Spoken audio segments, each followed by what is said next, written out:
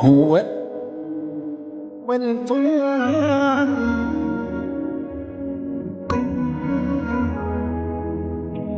الآباء والقرآن.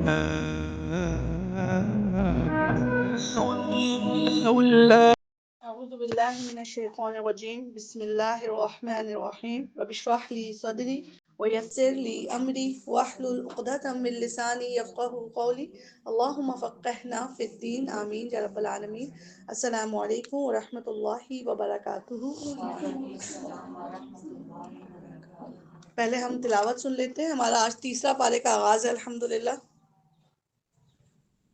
تلك الرسل فضلنا بعضهم على بعض منهم من كلم الله ورفع بعضهم درجات وآتينا عيسى ابن مريم البينات وأيدناه بروح القدس ولو شاء الله ما اقتتل الذين من بعدهم من بعد ما جاءتهم البينات ولكن اختلفوا فمنهم من آمن ومنهم من كفر ولو شاء الله ما اقتتلوا ولكن الله يفعل ما يريد.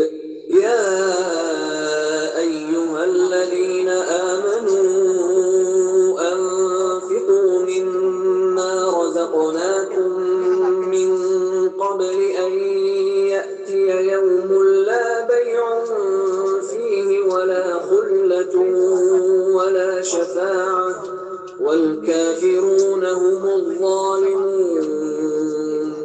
الله لا إله إلا هو الحي القيوم لا تأخذه سنة ولا نوم له ما في السماوات وما في الأرض من ذا الذي يشفع عنده إلا بإذنه يعلم ما بين أيديهم وما خلفهم ولا يحيطون بشيء من علمه إلا بما شاء وسع كرسيه السماوات والأرض ولا يؤوده حفظهما وهو العلي العظيم. لا إكراه في الدين قد تبين الرشد من الغي فمن يكفر بالطاغوت ويؤمن بالله فقد استمسك بالعروة الوثقى لا انفصام لها والله سميع عليم.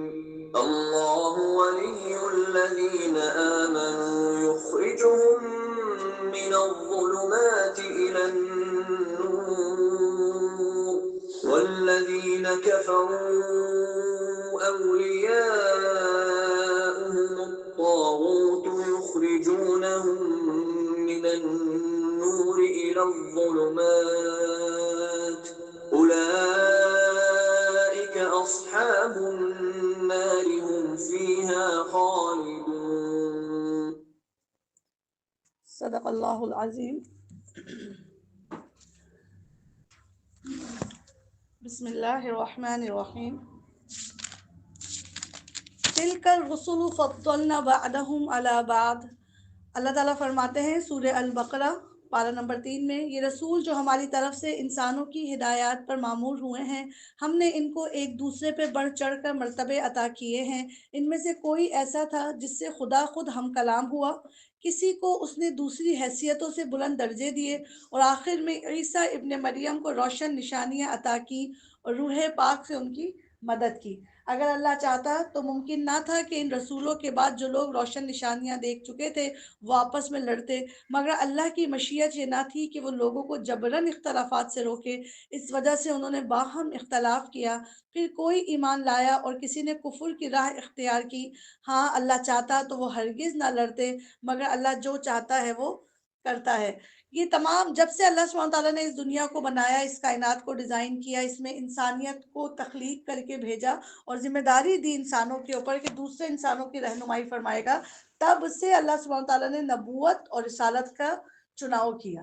ہر زمانے میں رسول انبیاء آتے گئے، کوئی کچھ معجزوں کے ساتھ آئے، کوئی کچھ معجزوں کے ساتھ آئے، اور ہر رسول نبی کو اللہ تعالیٰ نے ایک سے بڑھ کر ایک، کسی کو کسی چیز میں بہت اعلیٰ اور منفرد بنایا، کسی کو کسی چیز میں، جیسے ہم موسیٰ علیہ السلام کے بارے میں جانتے ہیں کہ انہیں اللہ سبحانہ تعالیٰ نے کلیم اللہ کہا کہ ہم ان سے ہم کلام ہوتے تھے۔ ابراہیم علیہ السلام کو خلیل اللہ کہا کہ ہمارے بہت ہی قرب میں رہنے والے۔ ہر رسول نبی کو اس طرح سے ایک دوسرے پر الگ الگ درجے دیے گئے۔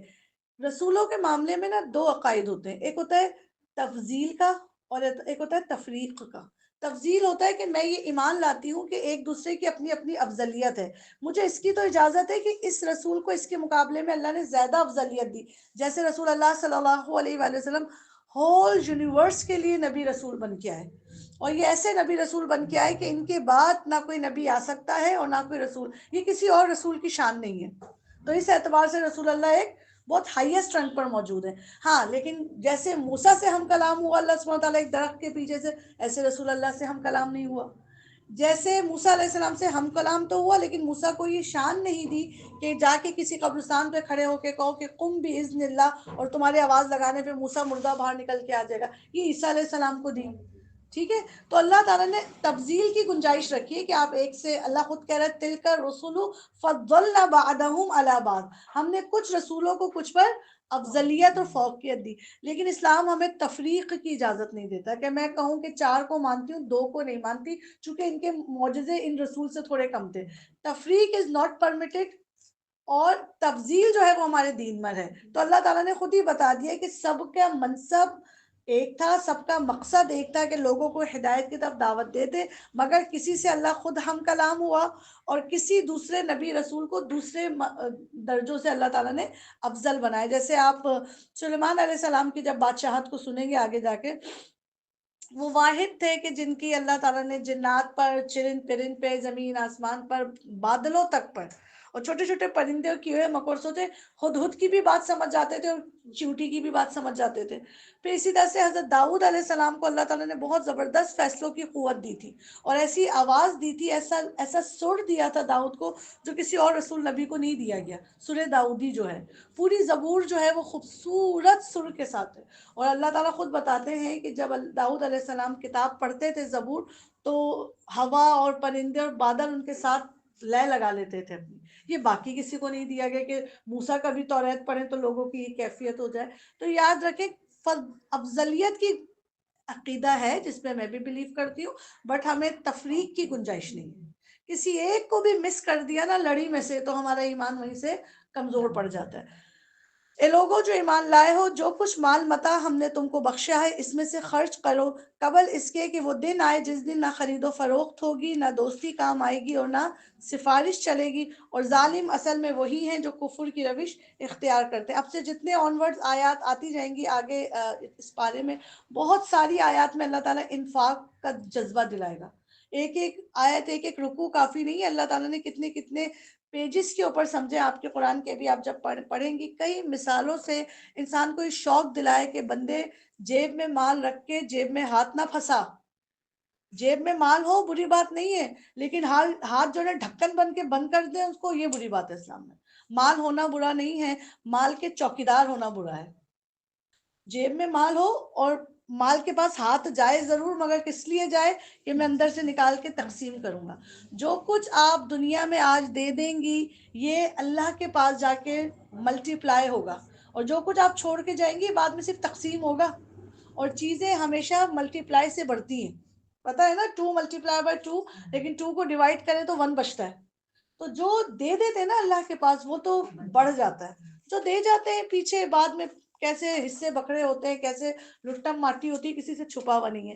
تو ایک تو یہ کہ پیچھے والوں کو بھی مفلس نہ چھوڑ کے جائیں، لیکن بہترین تجارت اس دنیا میں کر لیجئے۔ علماء اکرام اور صحابہ اکرام کی تو آپ زندگیاں دیکھیں، وہ یہ سوچے بغیر اللہ کی راہ میں دیتے تھے کہ کل جب گھر جائیں گے ہمارے لیے بھی کچن میں کچھ بچا ہوگا یا نہیں۔ ایک صحابی رسول ہے ابو ذر غفاری، ان کی نا ضرور جس کو شوق ہونا کہ میرا ہاتھ دینے والا بن جائے تو وہ ابو ذر غفاری کو ضرور پڑھے، کہ انہوں نے تو اپنے گھر میں مال رکھا ہی نہیں، اتنا بھی نہیں رکھا تھا کہ ان کی ضرورت پوری ہو جاتی۔ اور کسی نے ان سے سوال کیا کہ ابو ذر آدھا کچھ تو اپنے گھر میں رکھو، تو کہنے لگے کہ اس گھر کا جو مالک ہے نا اس کو یہ پسند نہیں کہ میں یہاں مال سمیٹوں۔ تو کہتے پھر تمہارا مال، کہتے وہ میں نے اپنے گھر میں بھجوا دیا۔ تو وہ صحابی کہتے ہیں جب میں گھر گیا تو مجھے احساس ہوا کہ کیا کہہ رہے تھے ابو ذر، یہ گھر جو ہے نا، یہ زمین، یہ اللہ کا گھر ہے، اس کو مال پسند نہیں ہے زیادہ کہ بندہ سینت کے رکھے، اور اپنے گھر پہنچا دیا، مطلب اپنی آخرت کے لیے اپنے مال کو میں نے بھیج دیا۔ ٹھیک ہے، تو مال خرچ کرو اس سے پہلے کہ قیامت کا دن آئے اور تم چاہو کہ اب تم سے اللہ تعالیٰ پیسے لے کر تم سے راضی ہو جائے، وہ راضی نہیں ہوگا۔ کچھ ٹائم پہلے ایک مری کا انسیڈنٹ ہوا تھا، عورتوں کے گلوں میں نا گولڈ بھی تھا، ہاتھوں میں کڑے بھی تھے، اور جب وہ اچانک سے وہ ایک لینڈ سلائڈنگ کی وجہ سے زبردست قسم کا برف تودا آیا اور وہ آگے لوگ جا نہیں پا رہے تھے۔ اس کے بعد جب وہ لوگ واپس گئے نا کہ ہمارے پاس اتنا کیش بچا، کیونکہ ٹرپ میں جاتے ہوئے تو لاکھوں ہوتے ہیں لیکن آتے ہوئے کوڑی بچتی ہے خالی، تو وہ واپس گئے کہ آگے روڈز بلاک ہو گئے ہیں، ہمارا اسٹے بڑھ گیا، ہمیں ہوٹلز دے دیں رینٹ پہ، ان کی جیب میں پیسہ نہیں تھا۔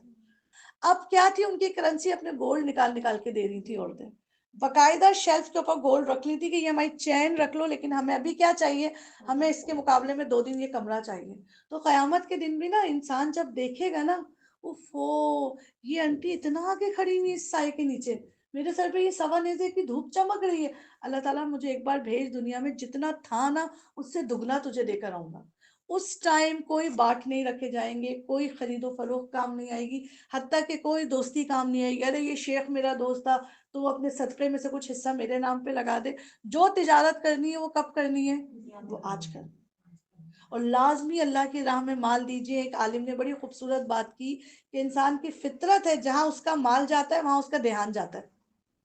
آپ نے اپنے موبائل میں ایک ایپ ڈاؤن لوڈ کر لی، پیسے کی ہر تھوڑی بہت چیک کرنا ہوتا ہے، چل رہی ہے، ہینگ تو کیا ہوا، ہمارا دھیان چلا گیا مال کی طرف۔ تو کہتے ہیں کہ تو مال اللہ کی راہ میں دے تاکہ تیرا دھیان کس کی طرف چلا جائے، اللہ کی طرف چلا جائے۔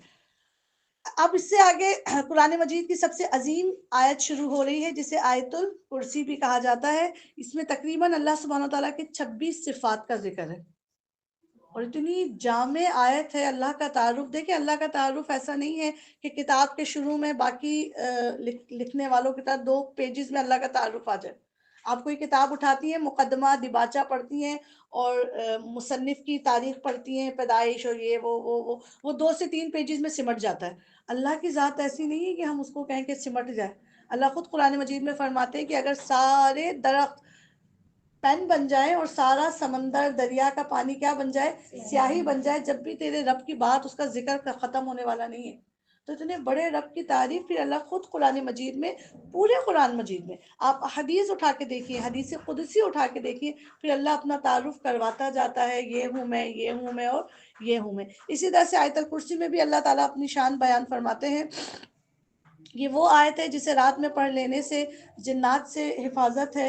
اللہ کے نبی کریم صلی اللہ علیہ وآلہ وسلم اسے اہتمام کے ساتھ صبح شام کے اذکار میں داخل کرتے، اللہ کے نبی اس کو اہتمام کے ساتھ رات سونے کے اذکار میں داخل کرتے۔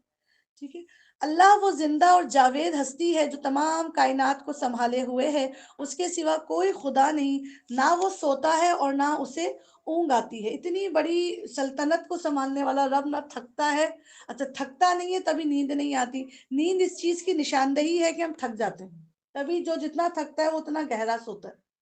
جنت میں نیند نہیں ہے، کیوں نہیں ہے، تھکن ہی نہیں ہے۔ ٹھیک ہے، نہ سوتا ہے اور نہ اونگتا ہے، یعنی چھوٹی سی پاور سنوز بھی نہیں لیتا اللہ سبحانہ و تعالیٰ۔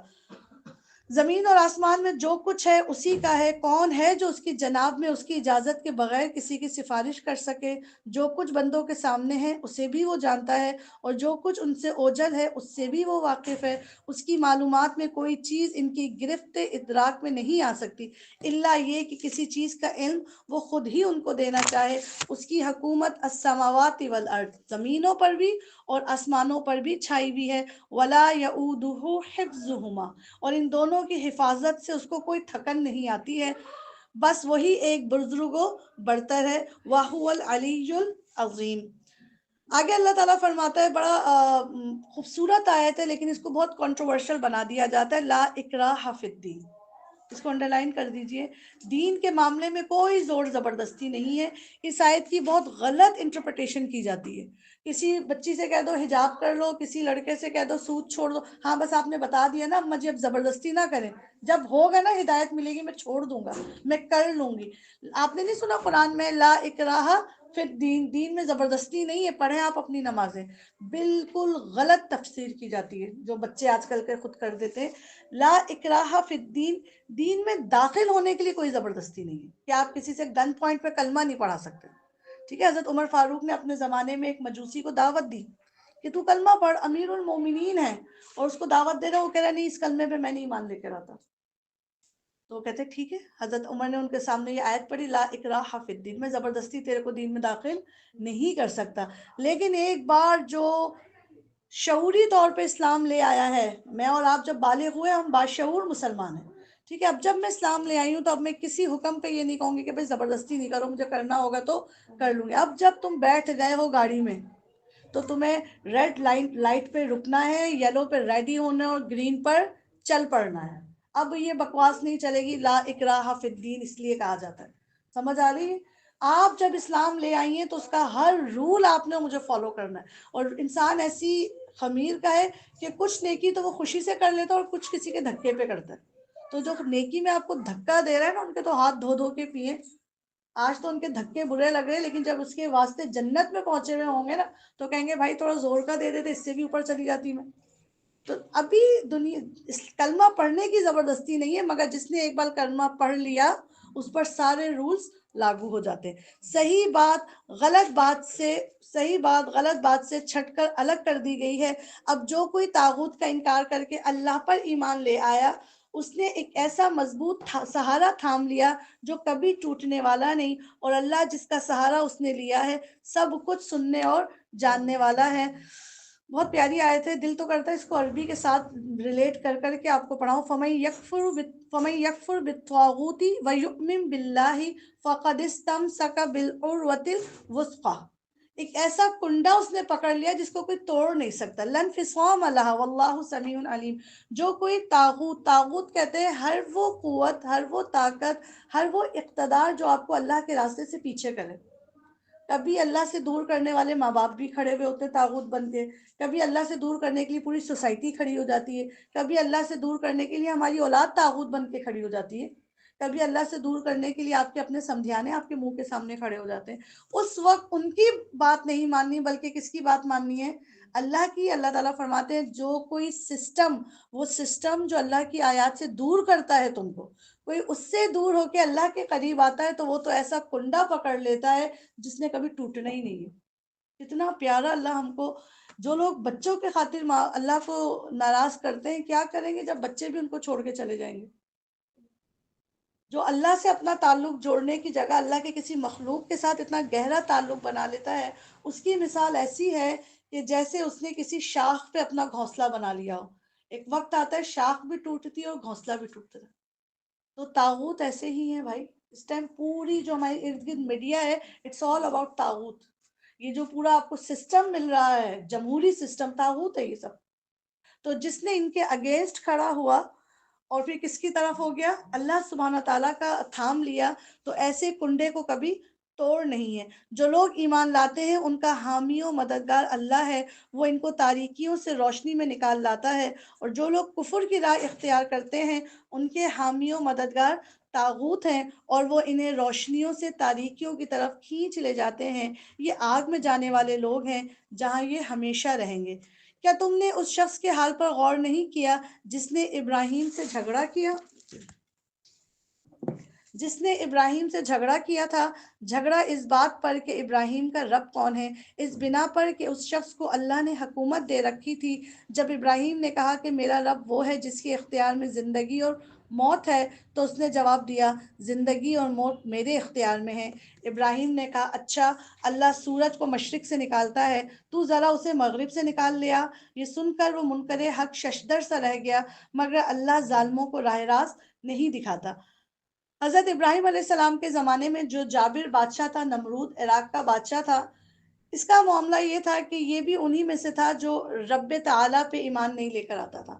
تو اس نے ابراہیم سے پوچھا تھا کہ تو کس رب کی تلاش میں ہے، کیا کوالٹی ہے تیرے رب کی؟ تو پہلی بات جو ابراہیم علیہ السلام نے کہی تھی وہ یہی کہی تھی کہ میرا رب موت اور زندگی پہ اقتدار رکھتا ہے، جس کو چاہتا ہے موت دیتا ہے، جس کو چاہتا ہے زندہ رکھتا ہے۔ تو اس نمرود نے، تفسیر میں یہ آتا ہے کہ اس نمرود نے سامنے سے ہی دو لوگوں کو بلایا، ایک آزاد غلام تھا ان کا، آزاد وزیر کھڑا ہوا تھا، اور ایک قیدی تھا جس کو عنقریب پھانسی کی سزا ہونے والی تھی۔ تو جو پھانسی چڑھنے والا تھا اس کو کہا جا، آج میں نے تجھ کو آزاد کیا، اور جو آزاد غلام کھڑا ہوا تھا اس کا سر اڑا دیا۔ تو ابراہیم سے کہا کہ دیکھ، زندگی موت تو میرے بھی بس میں ہے، زندہ رہنے والے کو موت دے دی، اور موت جس کو ملنے والی تھی اس کو تحفے میں زندگی دے کر بھیج دیا۔ ابراہیم ذرا بھی کنفیوز نہیں ہوئے، ابھی مجھ سے پوچھ کے آتا ہوں، ابھی دیکھتا ہوں اس کا کیا جواب ہوگا۔ وہیں کھڑے کھڑے کیا جواب دیا، فزیکل فینومینا پہ بات لے کر آ گئے۔ اچھا، اگر یہ تیرے اختیار میں تو میرا رب سورج روز صبح مشرق سے لاتا ہے اور مغرب میں ڈبو دیتا ہے۔ اگر تو ہی ان چیزوں کا رب ہے تو اپنے سورج سے کہے کہ آج وہ مغرب سے باہر آئے اور مشرق میں جا کے ڈوب جائے۔ یہ ہے وہ جواب جو بڑے بڑے منکرین حق کو ہلا کے رکھ دیتی ہے۔ لیکن ایسے دین سیکھنے کے لیے نا کانفیڈنس چاہیے۔ آج کا مسلمان نا امبیرسنگ مسلم ہے، شرمندہ شرمندہ مسلمان، اسے اپنی اسلام پہ کانفیڈنس نہیں ہے، کیونکہ جو اچھے پڑھے لکھے ذہین لوگ تھے وہ تو ہم نے یونیورسٹی کالجز کو جو ہے نا گروی رکھوا دی اپنی اولادیں، اور جن کو ذرا دیکھا کہ علم میں کمزور ہے ان کو اٹھا کے مدرسے میں بھرتی کروا کے آ جاتے ہیں۔ اپنا سب سے بیسٹ بچہ دیجیے اللہ کی راہ میں، ساتھ ساتھ دنیا کی بھی تعلیم حاصل کرے گا۔ کون سا علم ہے جو قرآن میں آج موجود نہیں ہے؟ Science, physics, chemistry, math, geology, botany, کون سا علم ہے میں کہتی ہوں آج جو اس کے اندر موجود نہیں ہے؟ بٹ ہم اپنی اولادیں تو دیں۔ آپ میں سے کون ہے جو کہے میں نے اپنے ایک بچہ کہا ہے جاؤ تم علم وراثت سیکھ کر آؤ؟ مہینوں سالوں لگتے ہیں علم وراثت سیکھنے کے لیے۔ جو لاکھوں کما کما کے پیسے سینت سینت کے ہم نے اپنی دیگچیوں میں سنبھال رکھے ہیں، صندوقچیوں میں رکھے ہیں، اگر اس کی غلط تقسیم ہو گئی تو کون جواب دے ہوگا؟ اپنی اولادیں پیش کریں خدا کے لیے، دین کے لیے۔ تو ابراہیم علیہ السلام وہ سب کانفیڈنٹ مسلم، انہوں نے ایک دم جواب دیا یہ کیا بات ہوئی، چل ٹھیک ہے پھر آسمان کے معاملے ہلا جلا کے دکھا دے۔ تو کیا ہو گیا، ہل کے رہ گیا۔ تو کیا بات مانا؟ بات نہیں مانا، بلکہ آگ کا الاؤ تیار کیا کہ میری اتنی انسلٹ کر دی سب کے بیچ میں، مجھے لاجواب کر دیا۔ یا پھر مثال کے طور پہ اس شخص کو دیکھو جس کا گزر ایک بستی پر سے ہوا جو اپنی چھتوں پر اوندھی پڑی تھی۔ اس نے کہا یہ آبادی جو ہلاک ہو چکی ہے، اسے اللہ کس طرح دوبارہ زندگی بخشے گا؟ اس پر اللہ نے اس کی روح قبض کر لی اور وہ 100 برس تک مردہ پڑا رہا۔ پھر اللہ نے اسے دوبارہ زندگی بخشی اور اس سے پوچھا بتاؤ کتنی مدت تک پڑے رہے ہو؟ قال لبثت یوما او بعد یوم۔ اس شخص نے آگے سے جواب دیا لگتا ہے ایک دن یا چند گھنٹے اس حال میں پڑا رہا ہوں۔ فرمایا تم پر 100 برس اسی حالت میں گزر چکے ہیں، اب ذرا اپنے کھانے اور پینے کو دیکھو، اس میں ذرا تغیر نہیں آیا۔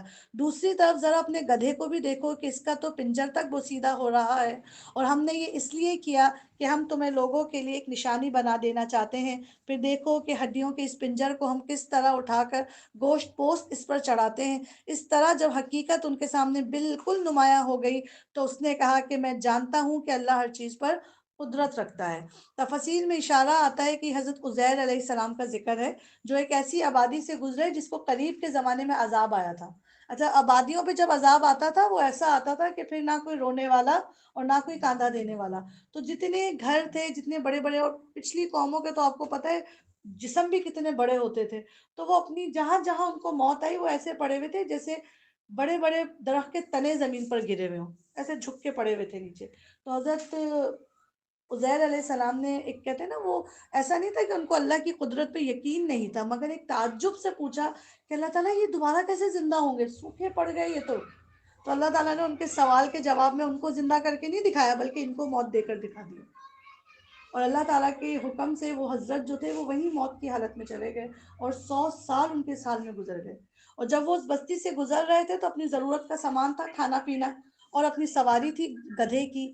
جب اٹھے ہیں تو ان کو تو ایسا لگا کہ شاید وہ 1 گھنٹہ یا دن کا ایک پورشن تھا جو آنکھیں بند کی ہیں.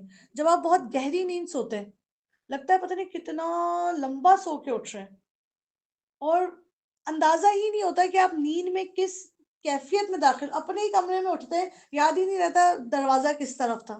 ایسی والی کیفیت بھی ہوتی ہے نا. تو یہ اٹھے اور اللہ نے پوچھا کم لبس تم کتنی دیر سو کے اٹھے ہو. کہنے لگے شاید 1 دن یا دن کا حصہ. تو اللہ سبحانہ تعالیٰ نے فرمایا تمہیں اس حال میں 100 سال گزر چکے ہیں. چلو اب ذرا جلدی سے دیکھو کہ تمہارے کھانے کا کیا حال ہے. اصولاً کھانا تازہ باسی ہو جانا چاہیے تھا 100 سال میں. اور گدھا بھی چلو مر ہی جاتا لیکن الٹا گدھا بالکل 100 سال میں پنجر بن چکا تھا. سرما ہڈیوں کا بھی جو نا پیسٹ بن چکا تھا. اور کھانا ایسا تھا کہ جب انہوں نے اپنا ٹفن کھولا تو بالکل فریش. اللہ دکھانا چاہ رہے تھے اپنی قدرت, اللہ کی قدرت, کہ جس کو تیری نظر میں سڑ جانا چاہیے تھا اس میں پانی میں نہ بو پڑی اور نہ کھانے میں کوئی فنگس لگا. آپ ڈبل روٹی کے 2 پیس 2 دن تک چھوڑ جائے نا وہ فنگس گرو کر دیتا ہے. اور وہ گدھا وہ جو زندہ تھا جس کے اپنے اندر بھی پانی سٹورڈ تھا وہ پنجر بن کے کھڑا ہوا تھا. پھر اللہ تعالیٰ نے ان کے ایک وقت میں کئی عقائد جو ہے نا عین الیقین آنکھوں سے رسول اور انبیاء کو دکھا کے یقین دلایا جاتا ہے. ان کی آنکھوں کے سامنے ہڈیاں جمع ہوئیں, ان کی آنکھوں کے سامنے اس پہ گوشت چڑھا, ان کی آنکھوں کے سامنے اس پہ کھال چڑھی اور گدھا ان کے سامنے سواری بن کے پھر کھڑا ہو گیا. کیا یقین دلا رہے تھے اللہ تعالیٰ کہ میں یہ آبادی کیسے نہیں کھڑی کر سکتا. میرے بندے ہیں, میری زمین ان کو کھائے گی. قرآن مجید میں آتا ہے قیامت کے دن اللہ قبر کو حکم دے گا کہ جو تو نے اس میں سے لے لیا ہے, زمین میں رل مل جاتا ہے نا مردہ, جو تو نے اس میں سے لے لیا وہ باہر نکال. زمین اپنا سب نگلا ہوا اگل دے گی, یہاں تک اگلے گی کہ ہر انسان اپنی پوری کیفیت میں کھڑا ہوگا. اور دوبارہ اس ٹیل بون سے, انسان کی باڈی میں ایک بون ہے کال ٹیل بون, بالکل اس کی ریڑھ کی ہڈی کا آخری حمزہ جسے ہم کہتے ہیں. آج اس کے لیے آتا ہے کہ اٹس کالڈ امورٹل بون. یہ ایک ایسی بون ہے جو زمین پہ جو ہے نا ڈیزالو نہیں ہوتی ہے. مردوں کو جب ایک ہی قبر میں 40 مردے بھی کیوں نہ دفنا دیا جائے, وہ ٹیل بون وہاں ہوتی ہے. چاہے کوئی جل کے مرے, کوئی پانی میں مرے, کوئی ہواؤں میں جا کے مرے, لیکن اس کی ٹیل بون زمین پہ کہیں نہ کہیں آ کے گرتی ہے. کہیں نہ کہیں اللہ کی کائنات میں اس کا اثر رہتا ہے. قیامت کے دن انہی ٹیل بون ایک بیچ کا سا کام کریں گے. جب انسان سب مر جائیں گے, آخری جو موت کا وہ ہوگا دور ہوگا, زمانے تک صحابی کہتے ہیں مجھے نہیں یاد 40 دن تک, 40 مہینے تک یا 40 سال تک وہ لاشیں وہیں پڑی رہیں گی, ختم ہو جائیں گی. پھر اللہ سبحانہ تعالیٰ آسمان سے ایک بارش نازل کریں گے. حدیث میں ذکر آتا ہے اس بارش کا. اور آسمان سے اللہ کی عرش کے نیچے جو پانی سٹور کیا ہوا اللہ نے, قرآن میں آتا ہے اللہ کا عرش پانیوں پر ہے, اس پانی سے زمین پر پانی اترے گا. اور آپ کو پتا ہے پانی زندگی دینے والی نعمت ہے. ایسے لوگ اپنی ٹیل بون سے اگیں گے جیسے آپ کے بیچ سے پوپلے اگتی ہیں, اور دوبارہ ہڈیاں جمع ہوں گی, گوشت جمع ہوگا, کھال جمع ہوگی, اور دوبارہ اپنے حشر تک بھاگ رہے ہوں گے. تو حضرت عزیر علیہ السلام کا تو یہ عقیدہ اللہ تعالیٰ نے دنیا میں ہی کر, جیسے پیچھے بنی اسرائیل کو ان کی آنکھوں کے سامنے بندہ قتل ہوا, انہوں نے اپنے ہاتھ سے گائے کو ذبح کیا, اس کے گوشت کے ٹکڑے سے اس پہ مارا, وہ زندہ ہوا, اپنے قاتل کی نشاندہی کی اور پھر مر گیا. تو یہ آخرت اور زندگی بعد از موت کا عقیدہ بہت اسٹرانگ ہونا چاہیے. اور وہ واقعہ بھی پیش نظر رہے جب ابراہیم نے کہا تھا میرے مالک مجھے دکھا دے تو مردوں کو کیسے زندہ کرتا ہے. فرمایا کیا تو ایمان نہیں لے کر آتا. قال اولم تؤمن, ابراہیم کیا بات ہے تجھے یقین نہیں ہے کہ میں مردے زندہ کر سکتا ہوں. اتنا پیارا جواب کیا, ایمان تو رکھتا ہوں مگر دل کا اطمینان درکار ہے. رسولوں اور نبیوں کو بھی, رسول نبی کو عین الیقین دیا جاتا ہے. ہم نے جنت جہنم سنی ہے, رسول اللہ نے دیکھی ہے. ٹھیک ہے, ہم نے آسمان کی وسعتیں سنی ہے, رسول اللہ دیکھ کر آئے آسمان کی اونچائیاں. تو انبیاء اور رسول نے چونکہ دوسروں کو یقین دلانا ہوتا ہے نا, تو ان کو ان کے لہجے میں کانفیڈنس دیتا ہے اللہ تعالیٰ عین الیقین کے ذریعے.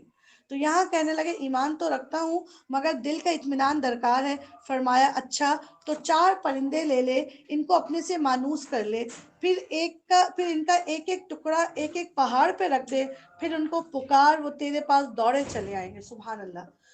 خوب جان لے کہ اللہ نہایت با اقتدار اور حکیم ہے. ابراہیم تو صرف 4 الگ الگ اسپیشیز کے پرندے پال, اور کہتے ہیں نا مانوس کر لے, مطلب آپ نے اگر طوطا پالا ہو تو وہ آپ کی آواز پہچانتا ہے, ہر ایک کی چٹکی پہ نہیں بولے گا, آپ کی چٹکی پہچان جائے گا کہ میرے مالک کی چٹکی ہے.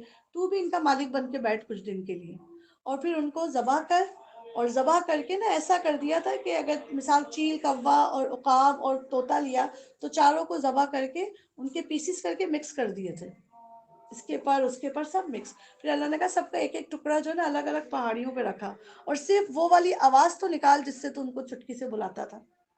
حضرت ابراہیم نے جیسے ہی وہ آواز نکالی، ان کی آنکھوں کے سامنے وہ پرندے اڑتے ہوئے ابراہیم کی آواز پہ آ گئے.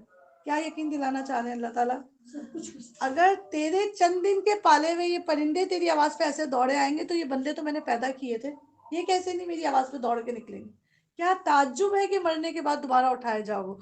پورا مکہ اسی چیز سے تو بیزار تھا. آ کے کہتے تھے زندگی کچھ نہیں مگر یہی والی زندگی، کیا ہم اٹھائے جائیں گے؟ کیا ہمارے باپ دادا اٹھائے جائیں گے؟ ایسا کیسے ہو سکتا ہے؟ یہاں تک کہ لوگ رسول اللہ کے سامنے ایک پرندے کا جو نا ہڈیوں کا سرما لے کر آ گئے، اور رسول اللہ کے سامنے ایسے یوں اشارے سے اڑا کے بولا کہ اچھا اگر ہمارے باپ دادا زندہ ہو سکتے ہیں تو یہ چند دن مرے پہلے ایک پرندے کو یہ نبی زندہ کر کے دکھا دو. ایسے چیلنج کیا کرتے تھے رسول اللہ کو. ہمارا عقیدہ ہے بے شک ہم دنیا کے کسی کونے میں بھی جا کے مر جاتے ہیں، جس دن اللہ حشر کے دن ہم کو آواز دے گا ہم میں سے ہر کوئی اپنی قبر سے اپنے جسم اور روح کے ساتھ باہر نکلے گا. بس دعا کریں اللہ تعالیٰ ہمیں قبر نصیب ہو. میں ایک درس میں گئی، میں بڑی حیران ہوئی، وہ یہ دعا مانگ رہی تھی اللہ ہمیں کفن اور قبر نصیب ہو. جب بڑے ہوئے تو اندازہ ہوا یہ دعا کتنی پیاری ہے. آج کتنے لوگ جو گل پلازا میں شہید ہوئے قبر اور کفن تک نصیب نہیں ہو سکا، ڈھونڈتے پھرتے ان کے آج بھی پیارے. یہ قبر مل جانا بھی بہت بڑی بلیسنگ ہے کہ معاملہ چھپا دیا جائے لوگوں سے. کفن کسی کو مل جائے، کتنے لوگ ہیں ایسے ایکسیڈنٹس ہوتے ہیں، ایسے غائب ہوتے ہیں، بری بند لاشیں کیڑے کھا جاتے ہیں، لیکن ان کو وہ آخری پروٹوکول جو اللہ نے ان کے لیے رکھا ہے وہ ان کو نصیب نہیں ہوتا. مانگا کریں اللہ تعالیٰ ایسی حادثاتی موت سے بچائیے گا کہ نہ میری قبر کھدے، نہ اعلان ہو اور نہ کفن ہو. تو اللہ سبحانہ تعالیٰ بہترین پروٹوکول کے ساتھ ہمیں اپنی طرف دعوت دے دیجیے گا. اچھا جی، اس سے آگے مال کے انفاق کا ونس اگین ذکر آ رہا ہے. جو لوگ اپنے مال اللہ کی راہ میں صرف کرتے ہیں ان کے خرچ کی مثال ایسی ہے جیسے ایک دانہ بویا جائے اور اس سے 7 بالیں نکلیں اور ہر بالی میں 100 دانے ہوں. اس طرح اللہ جس کے عمل کو چاہتا ہے افزونی عطا فرماتا ہے. وہ فراخ دست بھی ہے اور علیم بھی ہے. اور جو لوگ اپنے مال اللہ کی راہ میں خرچ کرتے ہیں اور خرچ کر کے پھر احسان نہیں جتاتے نہ دکھ دیتے ہیں، ان کا اجر ان کے رب کے پاس ہے اور ان کے لیے کسی رنج اور خوف کا موقع نہیں ہے. ایک میٹھا بول اور کسی ناگوار بات سے ذرا سی چشم پوشی اس خیرات سے بہتر ہے جس کے پیچھے دکھ ہو. اللہ سبحانہ تعالیٰ بندوں کو موٹیویٹ کر رہے ہیں کہ تم ایک دانہ میرے راستے میں دو گے. تم نے کیا دیا؟ ایک دانہ. میں اس کو کیسے قبول کروں گا؟ 700 دانہ. اور 700 دانے کی پوری ترتیب بتائی کہ تم نے ایک دانہ بویا، اس سے 7 بالیاں نکلی. 7 بالی میں سے ہر بالی میں 100 سکتے، جو آپ نے دیکھا ہے گاؤں میں کھیتی میں جو سٹے گندم کے اگتے ہیں، ہر بالی میں 100 دانے. تو تمہارا ایک اللہ کے راہ میں کتنا ہے؟ 700. اور اس کو بھی اللہ تعالیٰ کافی نہیں کہہ رہے، بڑی پیاری آیت ہے واللہ یضاعف لمن یشاء، اور جس کے لیے چاہے گا اس 700 سے بھی بڑھا دے گا، بشرطے کہ وہ ایک دانہ اخلاص سے دیا جائے، مخلصی سے دیا جائے. یہ نہ ہو کہ جس کو دیا جائے پھر اس سے پورا پورا ریوارڈ لیا جائے. یاد ہے میں نے تمہاری شادی میں تمہیں یہ دیا تھا، تم نے تو ہمیں بلایا بھی نہیں اپنے گھر کی، چپکے چپکے کر لی شادیاں تم لوگوں نے. اللہ سبحانہ تعالیٰ کہتے ہیں جب میرے لیے دیا ہے نا تو پھر بندے سے اس کا ریوارڈ مت مانگو. ہمارے بہت سے صدقات تو اس وجہ سے ضائع ہو جاتے ہیں. جس دن ماسی کو ایک ایکسٹرا راشن کا پیکٹ دے رہے ہیں، اس دن یہ چاہ رہے ہوتے ہیں ذرا وہ ہمارے گھر کی ایکسٹرا صفائی کر جائے. دیکھا نہیں آج ہم نے اس کو جاتے ہوئے سامان بھی دیا. بھائی سامان تو آپ نے اللہ سے تجارت کے لیے دیا تھا، بندے سے آپ نے کیسے زیادہ خدمت لے لی اس کے عوض؟ اور ہمیں اس چیز کا اندازہ بھی نہیں ہوتا. جو لوگ اللہ کی خاطر دیتے ہیں نا اللہ ان کے دل کو تسکین دے دیتا ہے دینے کے بعد. اور جو لوگوں کے لیے دیتے ہیں نا وہ کہتا ہے ہائے کاش اس سے چھوٹا نوٹ دے دیتی ہے تو اس پہ بھی خوش ہو گئی. یاد رکھیں جو دینا ہے کس کے لیے دینا ہے. اور جو لوگ کہتے ہیں نا میں نے یہ نیکی کی تو اللہ کے لیے، لیکن پھر جو ہے نا اگلے کا مائنڈ کر جاتے ہیں اس نے میری نیکی کی قدر نہیں کی، اس کی نیکی کو جو ہے نا اللہ سبحانہ تعالیٰ اسی بندے سے ناقدری کروا کے دکھاتا ہے. ساری بات سچی ہو جاتی ہے کہ اللہ کے لیے کی تھی یا بندے کے لیے کی تھی. تو جو دیتا ہے اللہ کو یاد رکھے ایسا مال اللہ کی راہ میں دے، نہ احسان جتائے اور نہ دکھ دے، نہ احسان جتائے اور نہ دکھ دے. احسان جس نے جتا کے صدقہ دیا، انفاق کیا، اللہ کی راہ میں دیا، احسان اس کو ملٹی پلائی بائی 0 کر دیتا ہے. رقم کتنی سے کتنی بڑی کیوں نہ، آپ 1 لاکھ روپے لکھیں لیکن اس کے بعد سے ملٹی پلائی بائی 0 لکھ دیں، وہ 1 لاکھ کیا ہو جاتا ہے؟ صفر۔ جس مال کو، جس نیکی کو کر لینے کے بعد احسان جتایا جائے وہ اللہ کی نگاہ میں کیا ہو جاتا ہے؟ صفر ہو جاتا ہے۔ ان کا اجر ان کے رب کے پاس ہے، ان کے لیے کسی خوف اور رنج کا موقع نہیں۔ اچھا، اب دوسری اللہ تعالیٰ نے کیا کہہ دیا کہ ٹھیک ہے ہر ایک کے پاس مال نہیں ہے کہ وہ اللہ کی راہ میں دے کر انفاق کرے، تو کیا کرے؟ قول معروف و مغفرۃ خیر من صدقۃ یتبعها اذى، ایک میٹھا بول اور کسی ناگوار بات سے ذرا سی نگاہ کو پھیر لینا اس خیرات سے بہت بہتر ہے جس کے پیچھے دکھ آتا ہو۔ دینے کو کچھ نہیں ہے تو کسی کو میٹھا بول دے دو، کوئی آپ سے مدد مانگے کہ بہن اتنی مدد کر دو، ہاں یہ نہیں کہ آئے تم تو نظریں گاڑ کے بیٹھی ہوئی تھی کہ بس ہمارے پاس آئے انسینٹیو اور تم لینے آ جاؤ، نہیں بہن تم دعا کرو کہ اللہ، میں بھی دعا کروں کہ اللہ مجھے بھی دے اور تمہیں بھی اپنے خزانے سے اتنا دے کہ کبھی تم دوبارہ مانگو نہیں، تم تو دینے والی بن جاؤ۔ یہ ایک آپ کی چھوٹی سی دعا جو ہے نا، آپ نے اس کی جیب میں مال تو نہیں ڈالا، تھا ہی نہیں اتنا ہمارے پاس، لیکن کیا کہہ کر اس کو رخصت کیا، اس کو غنی ہونے کی دعا دے دی۔ تو ایک میٹھا بول یا پھر ایک یہ بہت بڑا صدقہ ہے کہ کسی کی بات بہت بری لگی لیکن اللہ کی خاطر رخ پھیر لیا، اپنا نظر چھپا لی اس بری بات سے، اللہ اس کو بھی صدقہ بنا کے قبول کرے گا۔ اللہ کے نبی کریم صلی اللہ علیہ وسلم نے فرمایا مسلمان بہن بھائی ایک دوسرے، جیسے مسلمان بہنیں ہیں، مسلمان بھائی ہیں، ایک دوسرے کو دیکھ کر مسکرانا بھی صدقہ ہے۔ یہ کر لو صدقہ، ضروری تھوڑی صدقے کے لیے 5,000 کا نوٹ، 2,000 روپے کھلے کرواؤ، 1,000 کا نوٹ کھلا کرواؤ۔ اللہ بے نیاز ہے اور بردباری اس کی صفت ہے۔ اے ایمان لانے والو، اپنے صدقات کو احسان جتا کر اور دکھ دے کر اس شخص کی طرح خاک میں نہ ملا دو جو اپنا مال محض لوگوں کے دکھانے کے لیے خرچ کرتا ہو اور اللہ پہ ایمان رکھتا ہے اور نہ ہی تو روز آخرت پہ۔ وہ آیت ہم نے بار بار سنتے، انما الاعمال بالنیات، اعمال کا دار و مدار نیتوں پہ۔ گڈی کی گڈی دے دی مگر نیت خالص نہیں تھی تو اللہ تعالیٰ اس میں سے ایک پائی بھی قبول نہیں کرنے والا۔ ایک دفعہ حضرت ابو ہریرہ جو ہے نا، وہ کہیں سے گزر رہے تھے تو ابو بکر صدیق ان کے پاس آئے۔ حضرت ابو بکر صدیق نے کہا، کوئی کام ان کو بولا اور کہا کہ ابو ہریرہ مجھ کو وہ حدیث سناؤ جو تم نے رسول اللہ سے سنی تھی، وہ جو آپ بھی بہت سنتے ہیں کہ شہید، سخی، عالم کے بارے میں۔ تو حضرت ابو ہریرہ نے کہا اچھا میں آپ کو یہ حدیث سناتا ہوں۔ اب انہوں نے حدیث سنانا شروع کی ابو ہریرہ نے، اور پہلا حصہ سنایا کہ قیامت کے دن اللہ سبحانہ تعالیٰ ایک شہید کو لا کے کھڑا کریں گے اور کہیں گے کہ بندے تو نے میرے لیے دنیا میں کیا کیا؟ تو وہ کہے گا اللہ میں اتنی بہادری سے لڑا، یوں ہوں، اور میں نے تو تیرے راستے میں اپنی جان ہی دے دی۔ اللہ تعالیٰ فرمائیں گے جھوٹ بکتا ہے یہ، اس نے اس میں سے کچھ میرے لیے نہیں کیا تھا، اس لیے کیا تھا کہ لوگ اسے کیا کہے، بہادر ہیں۔ آج جو تمغے مل رہے ہوتے ہیں، اللہ سبحانہ تعالیٰ کہیں گے منہ کے بل اس کو گھسیٹو اور جہنم میں لے جاؤ۔ یہ اتنی حدیث سنا کے حضرت ابو ہریرہ بے ہوش ہو گئے تھے۔ ان حدیثوں کا نا ایسا روب ہوتا تھا صحابہ پہ۔ پھر حضرت ابو بکر دیر تک بیٹھے رہے کہ ہوش میں آئے، ان پہ پانی کی چھینٹیں ماری، کہنے لگے دوسرا حصہ بھی سنا دو ابو ہریرہ۔ ابو ہریرہ نے دوبارہ سنانا شروع کیا کہ اللہ کے نبی نے فرمایا پھر اللہ ایک عالم کو بلائے گا، اللہ اس سے پوچھے گا کیا کیا، وہ کہے گا اللہ تیرے لیے دین سیکھا، سکھایا۔ اللہ کہیں گے جھوٹ بکتا ہے، اس میں سے سب کام تو نے اس لیے کیا تھا، عالم، فاضل، شیخ، جو آج ہم ناموں سے پہلے لگا لگا کے خوش ہوتے رہتے، کچھ بھی اس میں سے میرے لیے نہیں تھا، اس کو بھی منہ کے بل جہنم میں پھینکا جائے گا۔ ابو ہریرہ پھر بے ہوش ہو گئے بتا کے، یعنی اپنے اوپر وہ حدیثوں کو محسوس کیا کرتے تھے۔ اور تیسرا انہوں نے بتایا کہ ایک سخی کو اللہ کھڑا کر کے پوچھے گا کیا کیا؟ اللہ میں نے تیرے نام پر لوگوں کو ایسے بانٹا، ایسے بانٹا، ایسے بانٹا۔